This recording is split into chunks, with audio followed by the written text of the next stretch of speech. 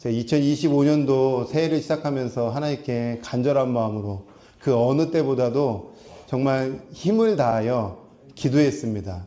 하나님, 2025년도 1월 첫 주를 시작하면서 우리 세빛순교회 성도님들과 함께 어떤 말씀을 함께 나눠야 될까요? 계속 묻고 기도하는 중에 정말 이 마음에서 하나님의 이 감동, 특별히 지울 수 없는 마음은 예수님이 직접 우리에게 가르쳐 주신 말씀을 나눠야 되겠다.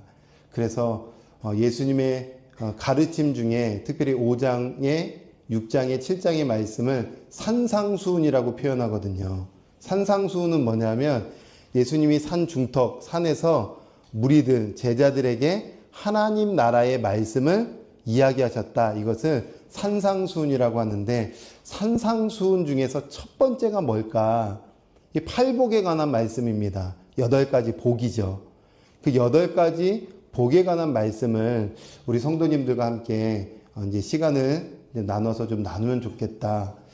그러면서 팔복에 관한 말씀을 준비하고 또 우리 첫 주에 이 첫 말씀으로 정하게 되었습니다. 그래서 우리 성도님들도 이제 예수님이 우리에게 주시려고 하는 이 복에 관한 말씀, 이 복의 의미를 좀 깊이 한번 생각해 보는 의미 있는 시간이 되면 좋겠어요. 자, 그런 점에서 우리가 한번 생각해 볼 것은, 이 마태복음의 저자인 마태는 예수님의 사역을 3가지로 핵심적으로 정리를 해줍니다. 혹시 기억나세요? 예수님의 3대 사역? 고쳐주시기도 하고, 가르쳐 주시기도 하고, 전파하시는. 그래서 마태복음 4장 23절의 말씀, 아주 중요한 말씀인데, 보시면 예수님의 3대 사역이 잘 정리되어 있어요. 예수께서 온 갈릴리에 두루 다니사 그들의 회상에서 뭐 하셨죠? 네, 가르치신 거예요. 뭘 가르치셨을까요? 말씀. 그 말씀의 핵심은 뭘까요? 하나님의 나라 이야기입니다. 하나님의 나라 이야기. 그거 가르쳐 주고 싶어요. 그리고 천국 복음을 그렇죠. 전파하시며 백성 중에 모든 병과 모든 약한 것을 고치셨다. 그러니까 예수님의 3대 사역은 기억해 보면 좋습니다. 뭐죠? 가르치시고 전파하시고 고치시는 거예요. 그럼 예수님의 자녀인 우리의 사명은 뭘까요? 가르치고 전파하고 고쳐주는 거예요. 예. 우리가 그렇게 부름을 받았습니다. 그러면 이제 마태는요, 예수님의 3대 사역을 끄집어 와서 가르치는 내용부터 이제 가르쳐 주고 싶은 거예요. 그래서 오늘 1절과 2절의 말씀에 보면 이렇게 기록된 겁니다. 예수께서 무리를 보시고 산에 올라가 앉으시니 제자들이 나온지라 입을 열어 가르치셨다는 거예요. 가르치셨다는 거. 그 가르침의 첫 번째, 제일 중요한 것 아니겠습니까? 첫 번째라면 이것만큼은 핵심이다. 그게 뭐냐? 오늘 3절입니다. 3절 같이 한번 읽어볼까요? 시작.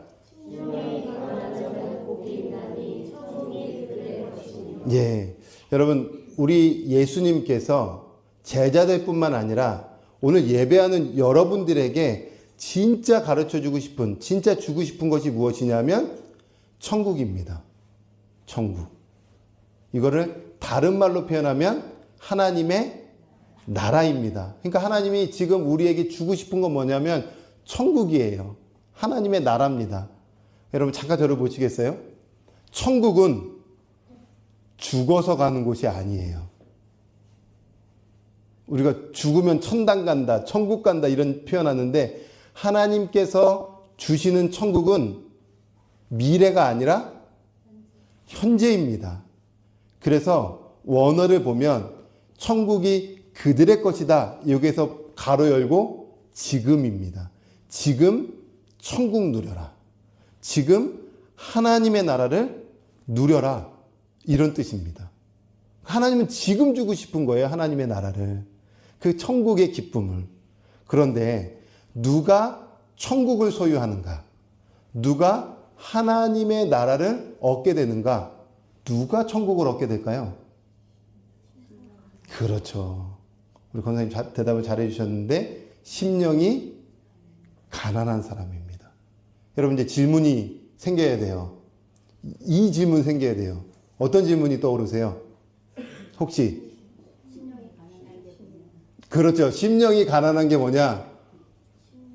심령이 뭐냐? 그죠. 심령이 뭐냐가 풀어야 이게 천국을 얻게 되는 거잖아요. 또 가난한 게 뭐냐? 이걸 풀어야 되잖아요. 오늘 이거 풀려고 제가 일주일 동안 끙끙댔습니다. 끙끙. 여러분, 심령이 뭘까요? 혹시 생각나는 대로 한번 표현해 볼까요? 심령이 뭐라고 생각하세요? 혹시 은지 청년, 심령이 뭔 것 같아요? 심령. 마음과 영. 예. 심령이 뭔가, 그리고 심령이 가난한 게 뭔가, 이 질문 속에서 먼저 이해해야 될 것은 사람을 이해해야 됩니다. 자, 우리 오늘 청소년들, 우리 중학생들도 사람을 이해해야 됩니다. 사람. 학교에서 안 가르쳐 주는 거예요. 여기서 가르쳐 주는 거예요. 잘 들어보세요. 인간은 어떤 구조로 형성되어 있는가? 몸, 혼, 영. 학교에서 안 가르쳐 주는 거예요. 혼 들어봤어요? 학교에서 혼 얘기 들어봤어요? 안 들어봤죠. 영 얘기 들어봤어요? 안 들어봤죠.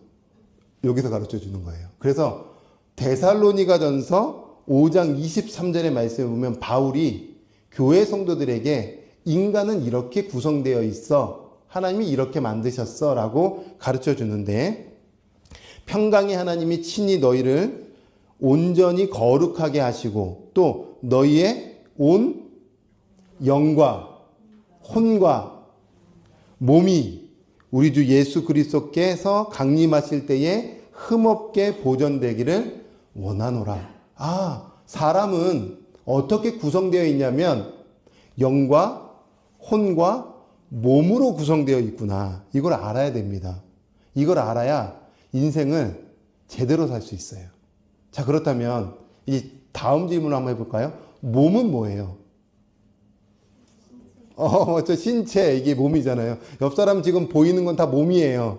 아, 주은이는 저렇게 생겼구나. 저렇게 이쁘게 코도 이쁘고 눈도 이쁘고 이쁘게 생겼구나. 우리가 주은이라는 존재를 어떻게 지금 인식하고 있냐면 몸을 봄으로. 지금 다 몸이 이렇게 있는 거예요. 저 이렇게 생겼습니다. 자, 이거 너무 쉬운 거예요. 제가 넘어갈게요. 혼은 뭘까요?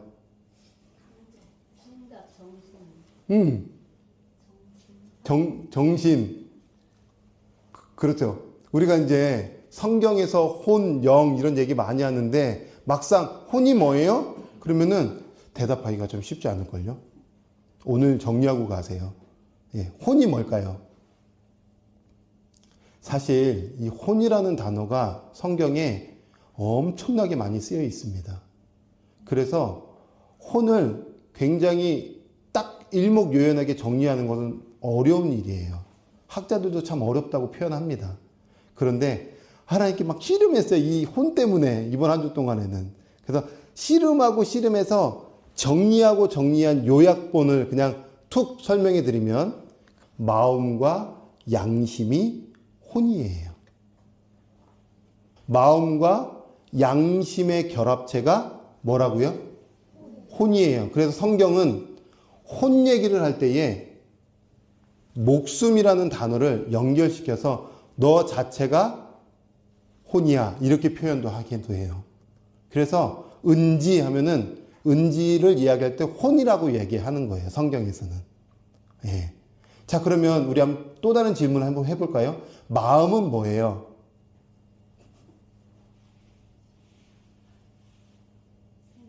생각, 감정, 의지. 자, 제가 한번 이렇게 표현해 볼까요? 아, 나는 요즘 너무 마음이 복잡해. 그래서 생각이 복잡하고 생각을 마음이라고 표현한 거예요. 그죠? 나는 너무 마음이 괴로워. 그래, 그때는 또 감정을 얘기하는 거예요. 나는 좀 다이어트를 해야 되겠어. 그래서 난 이제 줄넘기 하루에 1000개씩 할 거야. 그런데 나는 3일을 못 가. 난 너무 마음이 약한 것 같아. 의지. 그럼 마음은 뭐예요? 생각, 감정, 의지를 담고 있는 그릇. 이게 마음이에요. 이게 마음이에요. 그러니까 여러분 지금 마음이 있다는 것은 지정의, 생각, 감정, 의지가 여러분에게 있다는 거예요. 동시에 양심, 이게 옳냐, 그르냐, 양심이란 기능도 같이 있는 거예요. 이게 성경에서는 혼이다. 여러분, 우리가 일상 살면서 혼이란 단어를 잘 안 써요. 그러니까 익숙하지가 않아요. 근데 성경에서는 혼 얘기를 굉장히 많이 해요. 여러분, 그래서 솔로몬은 사랑이라는 것을 노래할 때 이런 노래를 했어요. 아가서 1장 7절 말씀에 보면 이런 노래가 있습니다. 내 마음으로. 여기서 마음은 뭘까요? 혼이에요. 그럼 혼은 뭘까요? 생각, 감정, 의지를 담고 있는 거잖아요. 그러니까 나는 상대방을 그렇게 생각하고 그렇게 감정을 다하여 노래하고 있는 거예요. 그 다음에 여러분 시편 139편 14절의 말씀에 보면 이런 고백이 있어요. 내가 주께 감사하옴은 나를 지으심이 심히 기묘하심이라. 주께서 하시는 일이 기이함을 내 영혼이 잘 압니다. 여기서 영혼은 뭘까요? 혼이에요. 아, 생각해보니 정말 주님, 이 모든 것들이 기이합니다. 기묘합니다. 하나님, 그래서 내 감정이 너무너무나도 지금 신비롭습니다. 혼에 대한 이야기를 하는 거예요. 존재에 대한 이야기를 하고 있다는 거죠. 여러분, 이게 혼입니다. 그 다음에 마지막 영이 뭔가를 또 이해해야 되겠죠. 영. 영이 뭐냐? 영은 본래 의미가 바람이라는 단어에서 나왔어요. 바람. 바람은 있어요, 없어요? 바람 부는 거 있죠? 바람 느껴지잖아요. 그런데 형체가 있어요, 없어요? 없죠. 형체는 없는데 바람은 있습니다. 영은 형체는 없어요. 그런데 있습니다. 우리는 영을 인식하지 못하고 살아갈 뿐이지 영은 우리 안에 있어요. 그런데 형체가 없어요. 그래서 인간을 구성하고 있는 영혼 육을 제가 그림으로 한번 가지고 와봤는데 이걸 한번 잘 이해해 보세요. 그림 보이시죠? 여러분, 육 안에 혼이 있고요. 혼 안에 영이라는 것이 존재한다고 볼 수 있습니다. 그래서 혼은 육에게 영향을 줘요. 자, 다시요. 집중해 보세요. 혼, 즉 마음과 양심은, 즉 우리가 생각하고 우리가 감정을 느끼고 우리가 의지를 다하고 우리 안에 있는 양심은 어디에게 영향을 주냐면 육에게 영향을 줘요. 육. 여러분의 몸에게. 그래서 나 지금 너무 술 마시고 싶어. 나 너무 지금 담배 피고 싶어. 지금 생각했잖아요. 그럼 몸이 어떻게 해요? 행해요. 어떻게 행해요? 술 마시고 담배 피고. 그러니까 혼의 영향을 몸이 받고 있구나. 여기까지 이해가 되시죠? 네. 우울한 감정이 막 계속 들어와요. 막 너무 우울해. 그러면 어떻게 몸에 영향을 끼칠까요? 이 사람 집에 안 나갑니다. 집에서. 커튼 다 닫습니다. 캄캄한 곳에 삽니다. 여러분, 감정이, 혼이 우울하니까요. 몸은요, 우울한 곳을 찾아가서 우울하게 있는 거예요. 그렇구나. 그러면 혼은 몸에게 영향을 주는구나. 그럼 여러분, 무엇을 잘 갖고 와야 될까요? 그렇죠. 혼을 잘 갖고 와야 되는 거예요. 다른 말로 하면 마음을 잘 갖고 와야 되는 거예요. 여러분의 생각을 잘 보호해야 되고, 여러분의 마음을 잘 보호해야 되고, 여러분의 의지를 잘 보호해줘야 되는 거예요. 여기까지 이해가 되세요? 그래서 요즘 마음 치료, 마음 보호 이런 이야기가 괜히 나오는 것이 아닙니다. 핸드폰 용량 너무 많이 받다 보니까요. 마음도 파괴되고 생각도 파괴되고 감정도 파괴돼서요. 쉽게 분노하고 쉽게 짜증내고 이런 일들이 막 일어나는 거예요. 그래서 근래에 심리학, 상담학, 마음보호 이야기가 굉장히 많이 나오는 겁니다. 재미난 것은 성경에 혼이라는 단어가 영어로 심리학이라는 단어랑 연결되어 있어요. 그래서 이렇게 파생되어 나오는구나. 그러면 혼에 영향을 주는 건 뭘까요? 영이에요. 영. 그래서 영은 혼에게 영향을 주고 혼은 몸에, 육에 영향을 주는 겁니다. 그러면 영이 살면 자연스럽게 그렇죠. 이제 거의 이제 이 부분은 결론이 났어요. 영이 살면 혼이 살고 혼이 살면 몸이 살게 되어 있다. 성경은 이 얘기하고 싶은 거예요. 어렵지 않죠. 요한복음 6장 63절에 우리 예수님이 그래서 이 말씀 하는 겁니다. 6장 63절은 우리 같이 한번 읽어볼까요? 같이 있습니다. 시작. 살리는 것은 영이니 유익은 유익하니라. 내가 너에게 이른 말은 영이요 생명이다. 살리는 게 뭐라고요? 영. 그럼 우리 예수님은 이 땅 가운데 오셔서 뭐 살리고 싶으셨을까요? 영을 살려야 되는 거예요. 영. 이게 중요한 겁니다. 영이 살아야 됩니다. 그러면 우리의 영이 어떻게 되어 있다는 거예요? 수많은 사람들의 영이 어떻게 되어 있다는 거예요? 죽어 있다는 거예요. 영은 하나님과 접촉되는 거예요. 접촉되는 영역이에요. 죽으면 하나님을 알 수 없습니다. 여러분, 우리의 만남은 우연이 아닙니다. 우리 청소년들 오늘 온유를 통해서 이 자리에 이렇게 친구 관계로 왔지만 하나님의 눈으로 봤을 때 여러분이 이 자리에 온 것은 우연이 아니에요. 우연일 수가 없어요. 그 전능하신 절대자이신 하나님이 괜히 이곳에 여러분을 오게 한 게 아니라 필연히 이 말씀을 들어야 되니까. 여러분의 인생 속에서. 왜? 영이 살아야 되니까. 영이 살면 마음이 삽니다. 양심이라는 게 살아납니다. 마음과 양심이 살아나면 몸이 절로 살아나게 되어 있어요. 그럼 우리는 뭐가 살아야 되냐면 끊임없이 영이 살아야 되는 겁니다. 영을 살리는 게 뭘까요? 말씀이에요.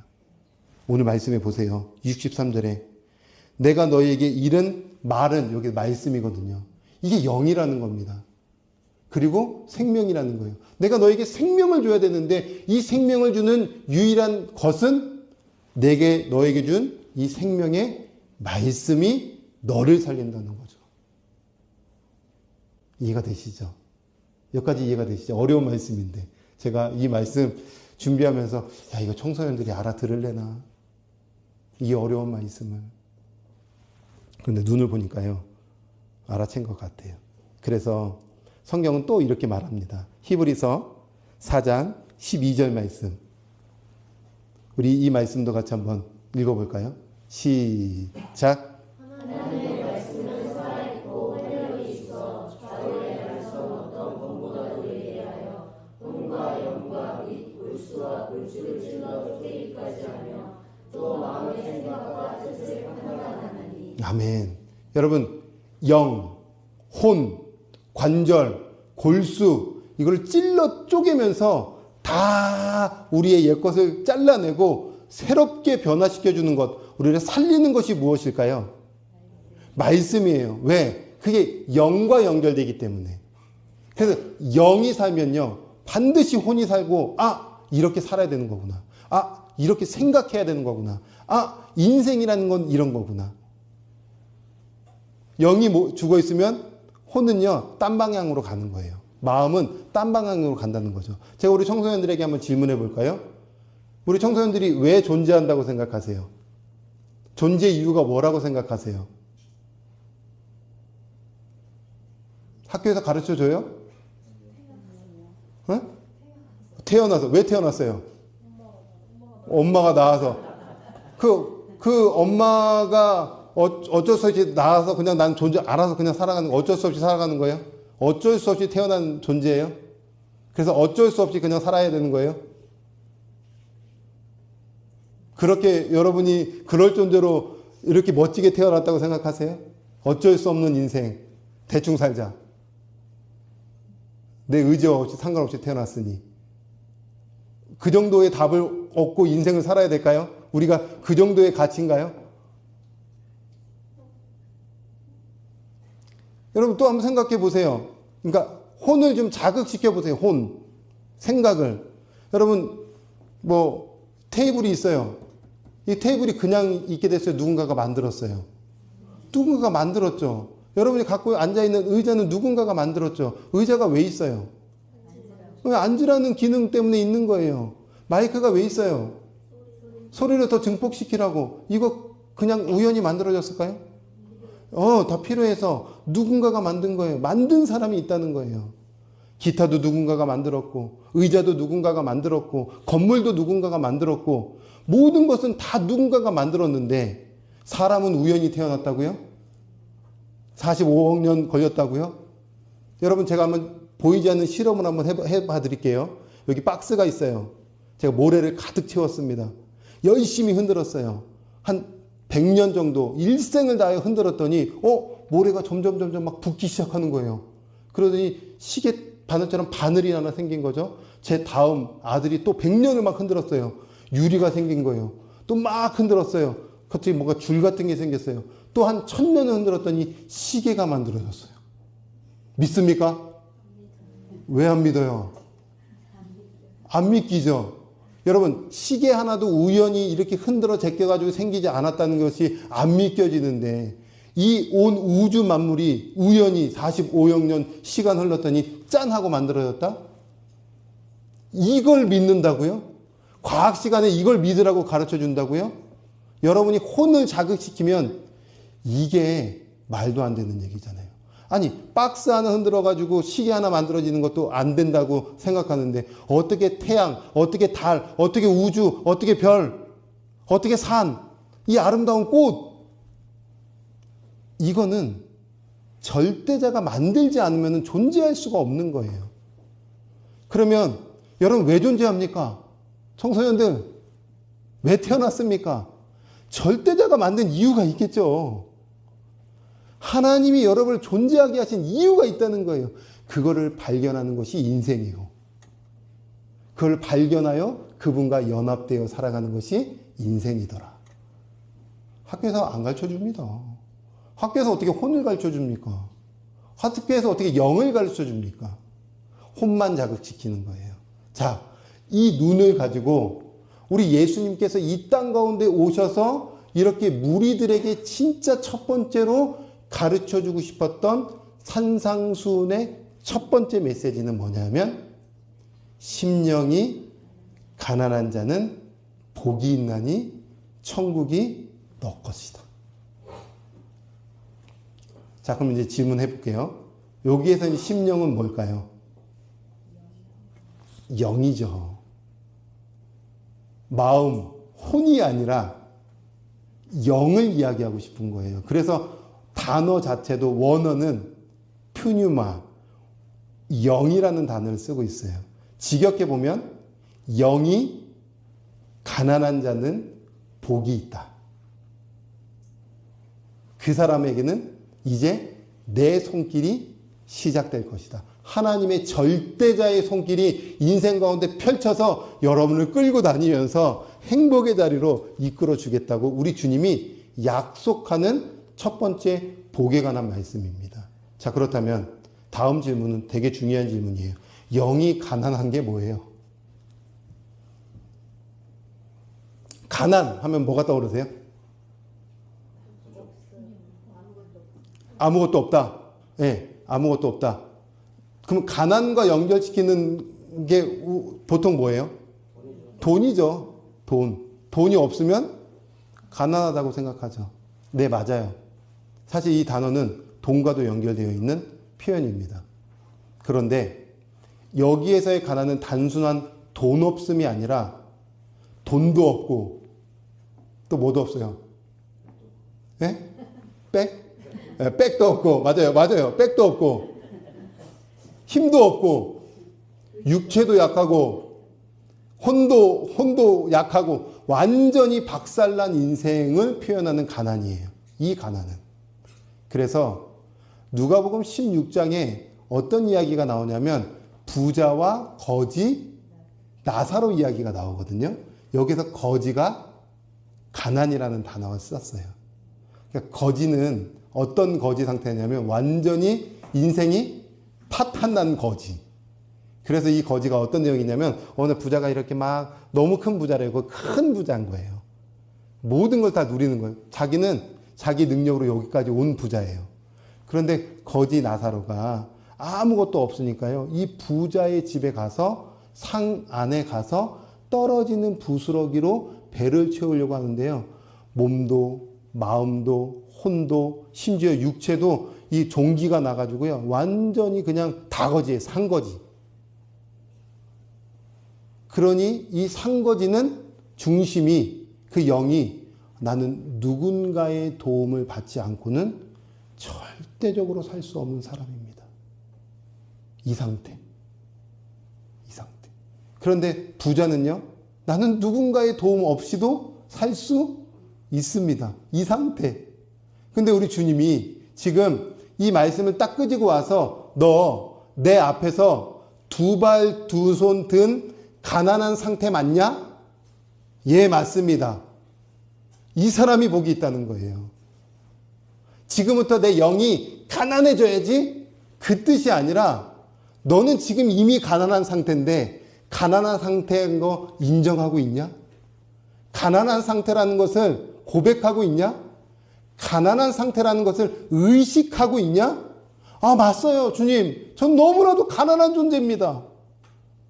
저는 내 인생 내 맘대로 살 수 없는 그런 인생입니다. 주님의 은혜가 아니고서는 설 수가 없는 존재입니다라고 인식하는 그 사람이 가난한 사람이라는 거예요. 무슨 말 이해가 되세요? 이걸 조금 더 이해하려면 고린도 후서 말씀을 우리가 좀 살펴봐야 되는데, 여러분 고린도 후서 말씀에 이런 말씀이 있어요. 8장 9절 말씀. 이거 정말 잘 이해해 보세요. 어려운 말씀인데 이해해 보세요. 우리 주 예수 그리스도의 은혜를 너희가 알거니와 부유하신 이로써, 부유하신 이에요.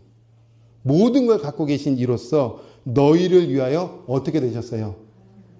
가난하게 되셨다는 거예요. 그럼 우리는 어떤 상태인 거예요, 원래?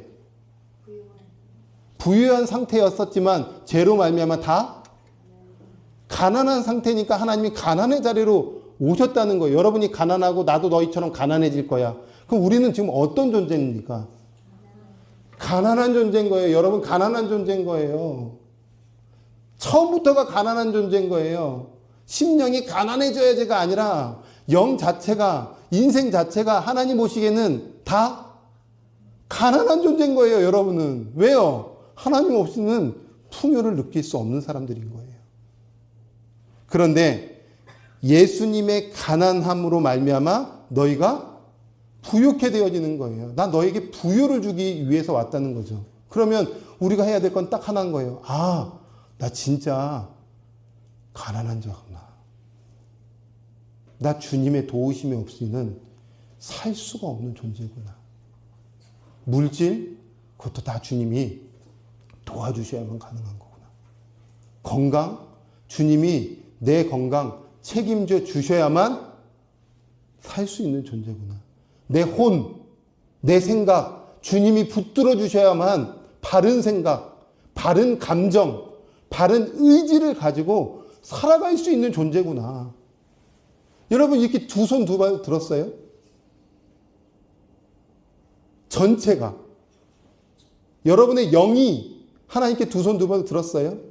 여러분의 혼이 하나님께 두 손 두 발 들었나요? 여러분의 몸이 하나님께 두 손 두 발 다 들어서 가난한 상태라는 걸 인정하고 계세요? 그러면 그 사람은 진짜 하나님의 나라가 임합니다. 하나님의 통치가 시작되는 거예요. 제가 오늘 아침에도 아들한테 이런 질문을 했어요. 겸손아, 너 가난한 상태가 맞냐? 그러니까 우리가 이제 예를 들어서 뭐 쉽게 예를 들면 일상에서 시험 결과를 앞두고 있을 때 마음이 얼마나 가난해져요. 제발 이번 한 번만 A뿔 주시고 이번 한 번만 붙여주시면 이 가난한 상태인 겁니다. 붙고 나서는요. 너 부유해진 건 아니냐? 근데 아니라고. 여러분, 이 모든 것이 하나님의 은혜구나라는 것을 인식한 사람은 이미 가난한 사람이에요. 그래서 그때부터는 뭐가 시작돼요? 하나님의 부유함이 시작되는 거예요. 여러분, 인정하는 거예요. 이거 다, 이 오늘 첫 번째 말씀은 쉽게 설명하면 너 인정하냐? 네 상태를? 이거 말하고 있는 거예요. 하나님, 모든 것 다 하나님의 손길로 걸어갈 수밖에 없는 삶이군요. 인생이 내 뜻대로 풀리지 않을 때는 내 마음이, 내 영이 너무 가난해지는데 이제 살만하면 어떻게 돼요? 가난을 잃어버리고 하나님을 찾지 않아요. 그럼 하나님의 나라의 영광을 또 못 누리는 거예요. 여러분 참 의미가 있어요. 이 가난이라는 단어가 반드시 온유라는 단어로 연결됩니다. 가난이라는 단어는 반드시 겸손이라는 단어랑 연결이 되어 있어요. 히브리어로 아나부입니다. 가난한 자가 온유해지는 거구나. 가난한 자가 겸손해지는 것이구나. 근데 가난이 없으면 어떻게 돼요? 온유가 없고 겸손이 없고 뭐만 남아요? 당연히 교만만 남는 거예요. 교만. 내가 내 인생의 주인이지 뭐. 내가 이렇게 살아내면 되는 거야. 나랑 뜻이 안 맞아? 그럼 한번 호랑이 사자 돼서 한번 옆 사람 긁어볼까? 이렇게 되는 겁니다. 여러분 참 재밌죠? 여러분 이 온유라는 단어, 아나부라는 단어가 어디서 나오냐면 민수기 12장 3절에 나와요. 이 어디에 쓰인 단어냐면 모세에게 사용된 단어입니다. 여러분 잘 생각해 보세요. 상상해 보세요. 모세가요 40세까지 애굽의 왕자였습니다. 이거는 거의 그냥 높은 수준의 끝판왕이었어요. 그죠? 가난하지 않아요. 세상이 부유함으로 마음이 파탄나지 않았어요. 영이 파탄나지 않았습니다. 하나님이 요거 봐라 하고요. 40세 때에 그를 끄집어서 미디안으로 보내버립니다. 한순간에 거지 됐어요. 왕자가 한순간에 거지가 돼버린 거예요. 그래서 몇십 년 동안 거지 됐을까요? 40년 동안 가난으로 하나님께서 끌고 가셨어요. 완전히 비워내신 거예요. 자, 이제 80세가 됐습니다. 하나님의 때가 된 거예요. 그리고 모세에게 딱 찾아옵니다. 호렙산 떨기나무에서 모세를 만나주시고 이제 모세야 내일 하자. 어떤 일이요? 야, 저기 아직 부유한 자들이 있거든. 다 가난케 지금 광야로 끌고 와야 될 것 같아. 가난으로 지금 다 데리고 와서 그들 다 두 손 두 발 들고 내가 진짜 네 인생의 주인이고 인도자고 통치자인 것을 경험시켜줘야 될 것 같아. 너 이제 가난을 경험했으니 내일 하자. 못해요. 저 말이 뻣뻣합니다. 저 능력 없어요. 저 예전에 모세 아닙니다. 또 예전에 왕자같이 살았던 힘 있는 자 아닙니다. 저 세상 방식으로 못해요. 그래, 넌 못해. 내가 해. 이제는 부유한 내가 네 인생 끌어줄 거야. 못한다니까요. 얼마나 말을 안 듣던지요. 그가 꺾였습니다. 그리고 하나님의 주권 속에서 애굽으로 가요. 그리고 아시는 것처럼 이스라엘 백성들을 끌고 가난의 자리, 즉 광야의 자리로 그를 끌고 갔습니다. 80세 때 부름을 받았는데 81세에 1년, 2년 있다가 하나님이 모세를 뭐라고 표현해 주셨냐면 이렇게 표현해 주신 거예요. 뭐라고요? 이 사람 모세는 온유함이 지면의 모든 사람보다 승하더라, 더하더라. 최고의 온유자가 되었다. 그러니까 최고의 온유한 사람은 최고로 가난한 사람인 거예요. 내가 진짜 하나님 앞에 완전히 아무것도 아닌 존재임을 철저하게 매 순간마다 인식하고 인정하는 사람만이 하나님의 풍요가 시작됩니다. 근데 우리 주님은 이 복 주고 싶대요. 얼마까지 존심을 내세울래? 언제 그 존심이 꺾일래? 언제 네 생각이 꺾일래? 언제 네 감정이 그렇게 꺾일래? 언제 그 사람과의 관계 속에서 그렇게 너를 주장할래? 내가 너를 위해서 완전히 가난의 자리로 왔는데 너는 왜 여전히 가난의 자리로 안 가냐? 이 상태를 인식하면 그때부터 내 일이 시작된다.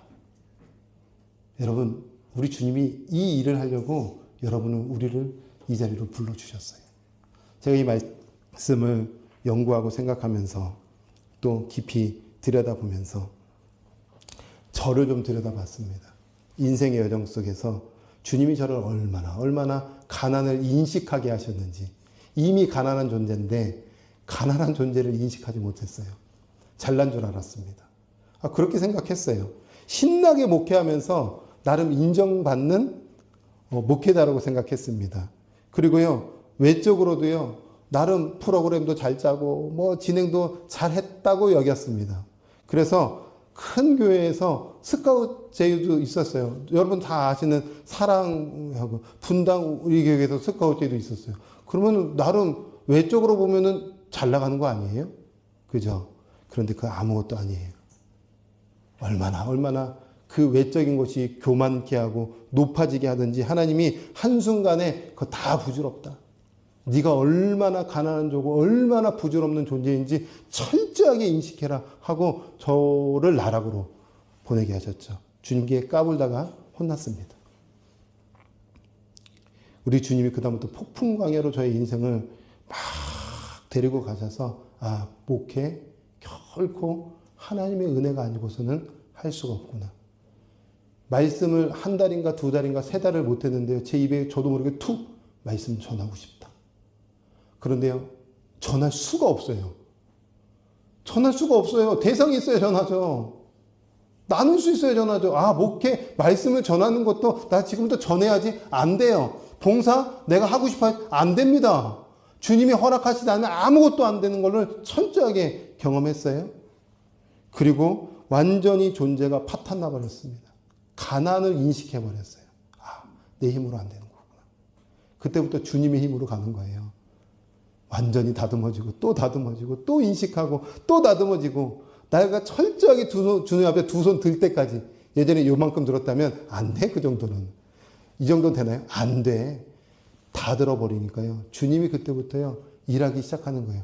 그 시작이 얼마 안 됐습니다. 저도. 그래서 작년에 개척이라는 게 시작된 겁니다. 난 이제부터 성도 많이 끌어모아야지. 나 그리고 이제 이렇게 목회해야지. 아니, 너가 파탄 난 거를 다른 사람도 경험시켜줘야지. 그래서 두 손 두 발 다 든 겁니다. 하나님, 개척 어떻게 시작돼야 됩니까? 저 어떻게 개척을 해야 됩니까? 사람들한테 물어보면 어느 건물로 갔어? 어느 정도 지금 돈이 마련됐어? 돈은 어느 정도 갖고 있어? 아니, 주님이 하실 건데, 내 인생 주님이 책임지시는 건데, 개척은 주님이 알아서 하시는 거지. 그래서 가정으로부터 시작한 겁니다. 가정에서 시작하다 보니까 주님이 안달복걸 나셨나 봐요. 너 그 정도로 안 돼. 그래서 제가 하도 안 움직이고 가정이 하도 안 움직이니까요. 무명의 어떤 집사님이 이 장소를 알아봐 주신 거예요. 그래서 이 장소가 시작된 겁니다. 그리고 우리 가족에서 정말 이 생명의 말씀 우리 겸손이한테 잘 먹여야지. 우리 온유한테 잘 먹여줘야지. 우리 화평이한테 잘 먹여줘서 다음 세대에 그냥 잘 키우다가 가면 내 뜻이겠지. 하나님 요까지 저는 할 수 있는 그릇입니다. 아니, 안 돼. 그래서 3월 달에 지사님 가족이 오시고 또 성도님이 오시고 청년이 온 겁니다. 그럼 나는 이제 5명 너무 좋아요. 나는 이렇게 해서 나눔하는 것도 너무 행복해요. 안 돼! 하고 또 성도님이 또 붙여주신 거예요. 저는 한 5명, 6명이 너무 좋은 것 같아요. 저 이 파탄난 상태로 경험되어서 하나님의 일하심만을 보고 싶어요. 그리고 저희 아내랑 저희 기도는 완전히 바뀌어버렸습니다. 하나님 이것 주세요. 저것 주세요. 이 기도 안 해요. 하나님 오늘 어떤 일 하실 거예요? 보게 해주세요. 하나님 우리의 가정은 어떻게 책임지실 거예요? 보게 해주세요. 실력도 여러 가지 상황도 부족한데요. 우리는 이 정도 수준에서 아내가 이 정도 상담 일 하면 좋겠다. 아니야. 그 일 하면 안 돼. 하고 저쪽 기관으로 꽂아 넣으신 거예요. 정말 정확한 표현은 꽂아 넣으셨어요. 우리가 생각할 때는 이거는 진짜 안 된다. 한데 되게 하신 거예요. 저희 수준이요. 예전에는 굉장히 컸거든요. 인간적인 마음으로. 근데 완전히 박살나고 주님, 이런 부족한 자를 통해서 어떻게 일하시려고 합니까? 저는 수준이 이것밖에 안 됩니다. 근데 저는 오늘 깜짝 놀랐어요. 왜 이렇게 많이 오셨어요? 네. 그러니까 이 생명에 대한 갈증이 있는 분들. 그리고 동시에, 내가 정말 가난한 사람이구나라는 것을 인식해야 될 분들이 모였다고 생각합니다. 이거 인식하기만 하면 그때부터 시작됩니다. 하나님이 어떤 멋진 일들을 행하시려고 여러분의 가정 안에서, 여러분의 직장 안에서, 여러분의 학교 안에서 어떤 멋진 일들을 시작하시려고 우리를 불러 모아주셨는지요. 영이 가난한 자는 복이 있나니 하나님의 나라가 시작됩니다. 이 은혜를 사모하면서 인생의 또 한 스텝을 밟아가는 저와 여러분이 되기를 주님의 이름으로 축원합니다.